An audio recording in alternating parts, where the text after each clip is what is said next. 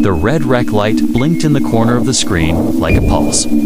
Steady and indifferent, while the hallway beyond the lens stayed too dark to be real. I watched the playback and realized the audio wasn't silence. It was breathing slow, patient right behind the microphone.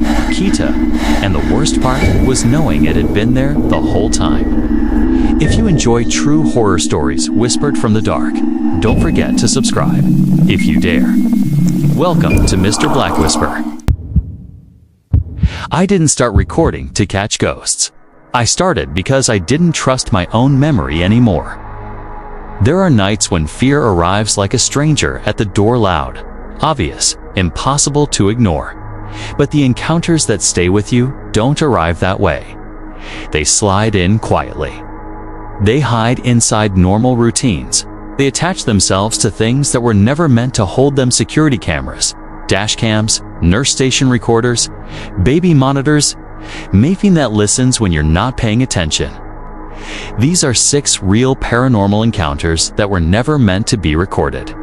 And if you've ever heard a machine capture something it shouldn't, you already know why some people refuse to hit play again.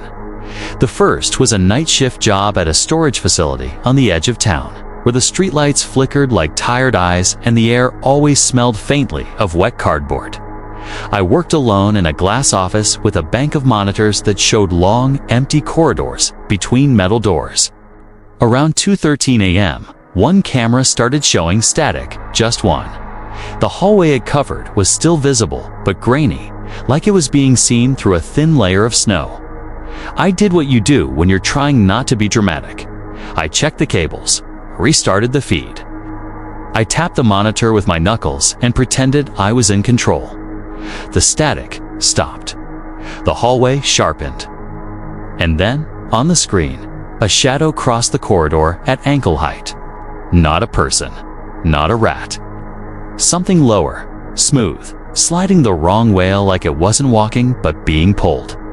I leaned forward without thinking, and the hairs on my arms lifted as if the monitor was giving off cold. On the next camera, the one that looked at the door to my office, the same shadow passed under the frame. Only it moved slower there, as if it knew I was watching. My office door was locked. I could see the steel bolt. I could see the small gap at the bottom where dust gathered. Something moved in that gap. The next morning, I pulled the recording from the DVR. The shadow was there, clearer than it had been live. And under the hiss of the night thunder, the hum of fluorescent lights, there was a soft sound, repeated at measured intervals, like fingertips rubbing fabric. When I listened closer, it wasn't fingertips. It was a voice, trying not to speak. The second was a hospital corridor recording, the kind captured by accident when a nurse station mic is left on. I was helping a friend catalog audio for a small medical training archive, nothing glamorous. The files were supposed to be boring, but most of them were boring.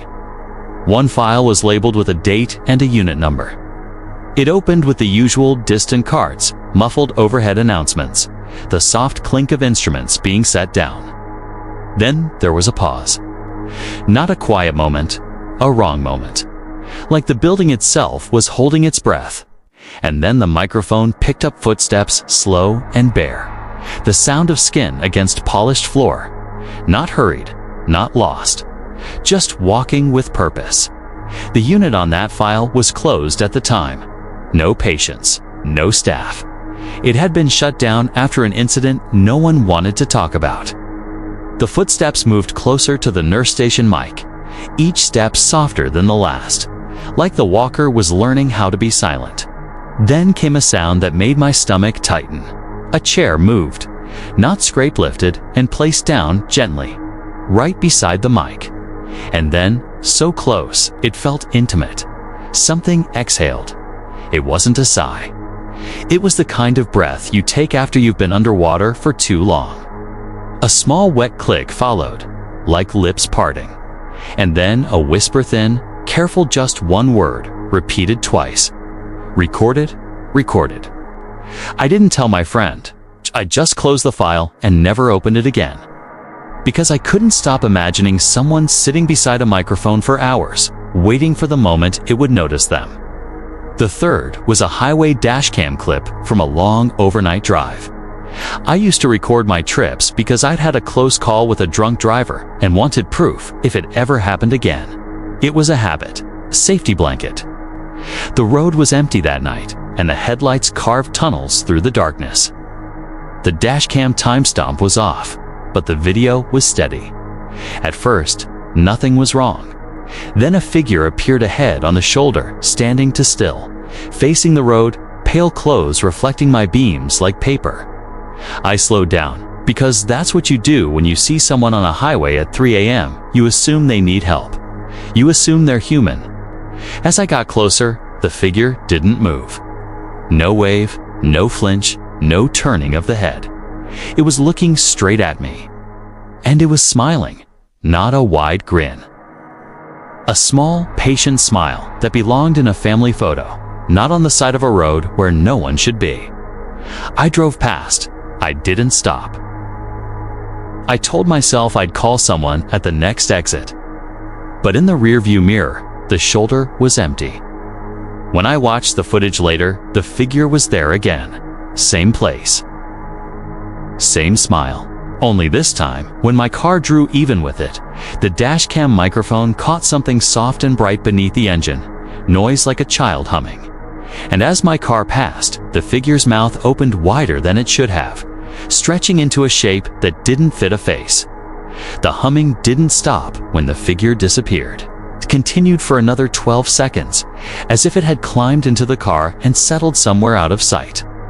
The fourth was a baby monitor recording from a friend's house. They had a toddler who'd started waking up crying, pointing at the corner of the room as if something lived there. They asked me to check the monitor because I was good with tech. I told myself it was probably interference, a neighbor's signal, a busted receiver. The file I pulled was short, just a snippet from one night. The video showed the crib, the nightlight casting a dull amber glow.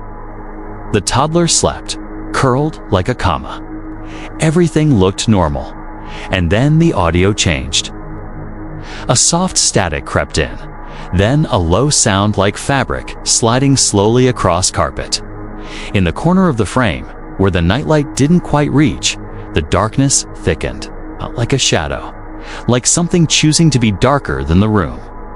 The toddler stirred and rolled onto their back, eyes still closed. Then the toddler smiled, not awake, not dreaming, just smiling as if someone had said their name.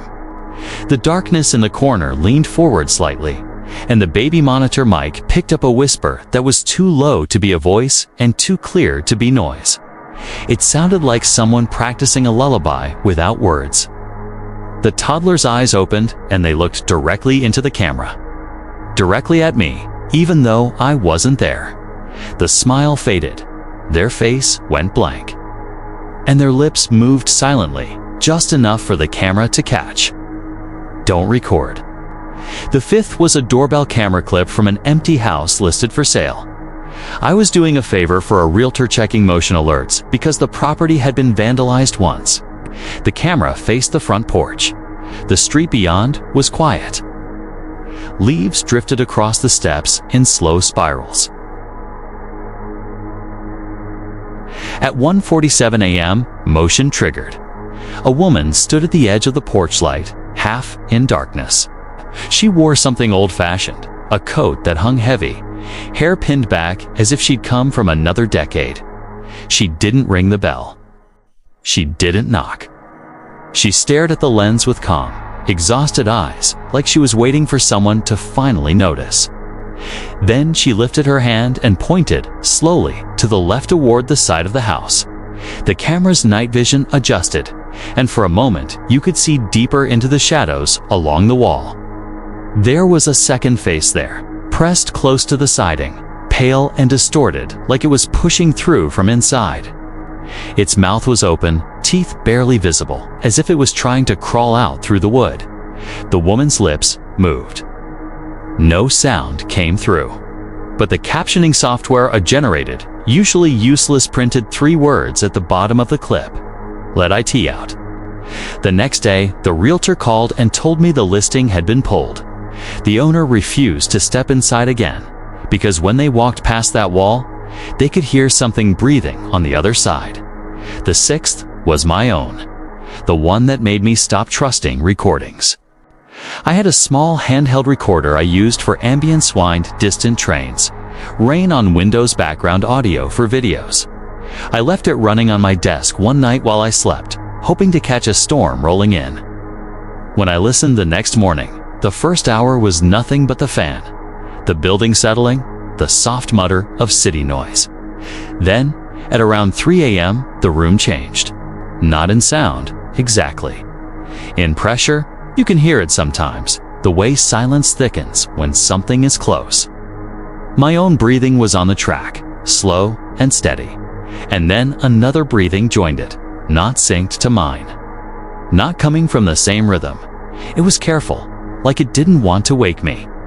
There was a faint creak, my bedroom door opening. Step. The floorboard by the threshold. Then a long pause, and the sound of fabric brushing close to the microphone, as if someone leaned over the recorder to inspect it. A whisper followed, so soft it took me 3 plays to accept it was real. You keep what you capture. The recorder clicked off right after that, even though its battery was full. I checked my apartment. Every lock was intact. No sign of entry, no footprints, nothing missing, except for one thing. When I went to delete the file, the name had changed. It wasn't a date anymore. It was my full name. And underneath it, one extra word, typed in clean digital letters like a label someone had attached to a jar. Kept? I still record sometimes, out of habit, out of fear, out of the need to prove I'm not imagining the world. But I don't leave devices running in the dark anymore. Because once you understand that something can hear the red light blinking, you start to wonder if the recording was ever yours.